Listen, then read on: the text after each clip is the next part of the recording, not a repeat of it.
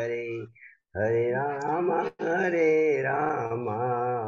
राम राम हरे हरे। हरे हरे कृष्ण कृष्ण हरे हरे कृष्ण कृष्ण कृष्ण कृष्ण कृष्ण हरे कृष्ण हरे हरे, हरे हरे हरे राम राम हरे राम हरे राम राम राम हरे राम हरे। हरे हरे। कृष्ण जी। हरे कृष्ण। जी, thank you Goyal ji. Sorry मैं कल आ नहीं पाया था। तो हम लोगों ने 16 चैप्टर खत्म कर लिए हैं। आज 17 करेंगे। 17 का फर्स्ट, सेकंड और थर्ड। 16 चैप्टर में शुरू में 26 कैरेक्टरिस्टिक्स बताई हैं भगवान ने, जो है जो दैवी प्रकृति के लोग होते हैं या शुद्ध सात्विक प्रवृत्ति के ओर अग्रसर होते हैं। उसके बाद जो है आसुरी प्रवृत्ति के बारे में बताया गया है था। और लास्ट के 3 वर्ष, पांच चार पांच वर्ष में बताया था कि नरक के 3 द्वार होते हैं, काम क्रोध लोभ। और जो व्यक्ति इन से बच सकता है वही आत्म साक्षात्कार या सेल्फ रियलाइजेशन कर सकता है, अदरवाइज इट्स वेरी हार्ड।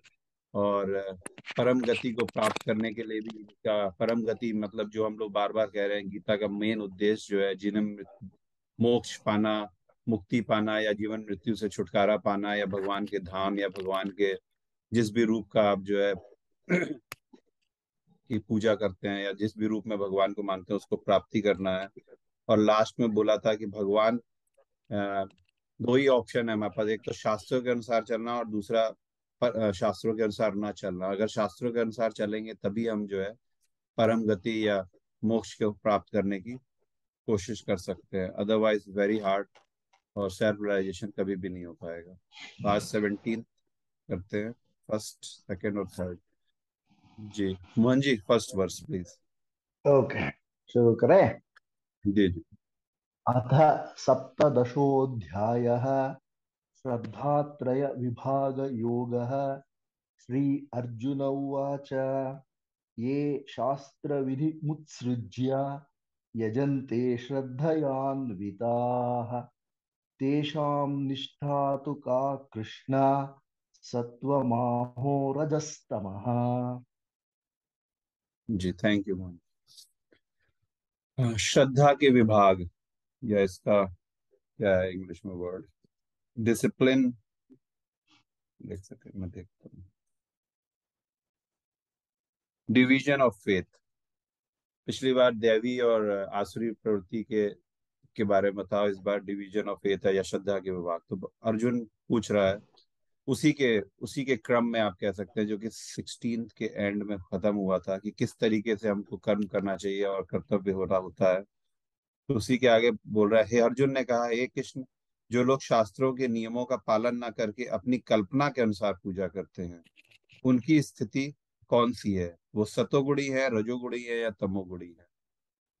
तो हम लोगों ने ये पहले भी डिस्कस किया हुआ है, भगवान ने पहले भी बताया हुआ है कि हमको मनमाने ढंग से जो है भगवान की स्तुति या भगवान की पूजा नहीं करनी है। जो शास्त्रों में वर्णित ज्ञान है उसी के अनुसार हमको जो है शास्त्रों का पालन करना और पूजा करना है।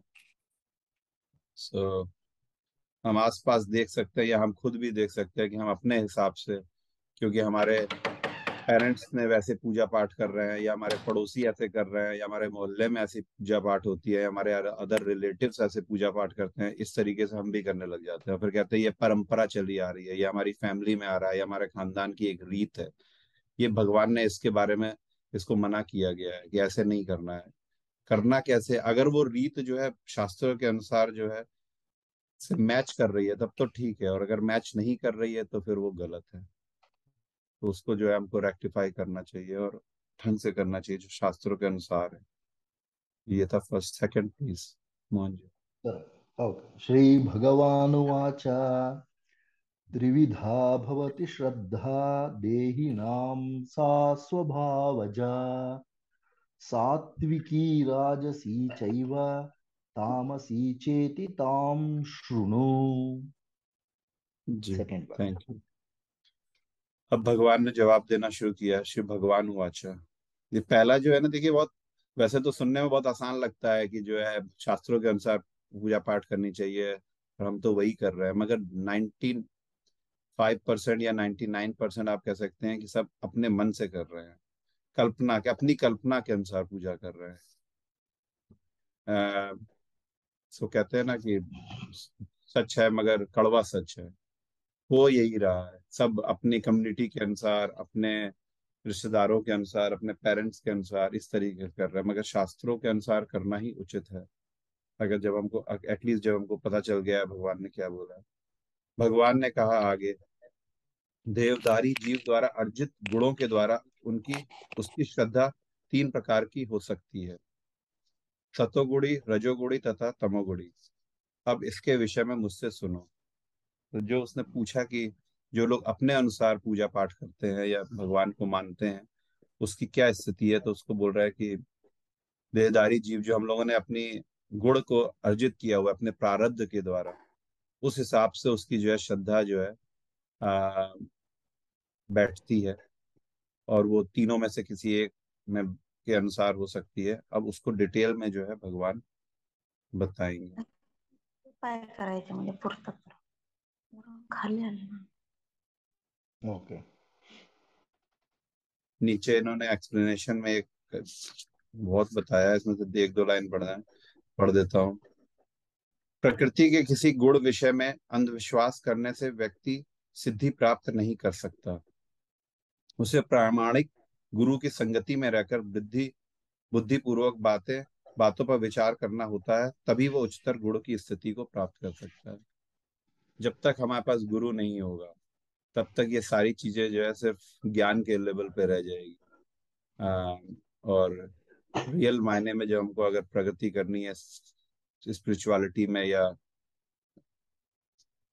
अध्यात्म में, तो हमको जो है प्रामाणिक गुरु की आवश्यकता होगी, और उनकी संगति में रहकर ही जो है हम जो है आत्म साक्षात्कार कर सकते हैं।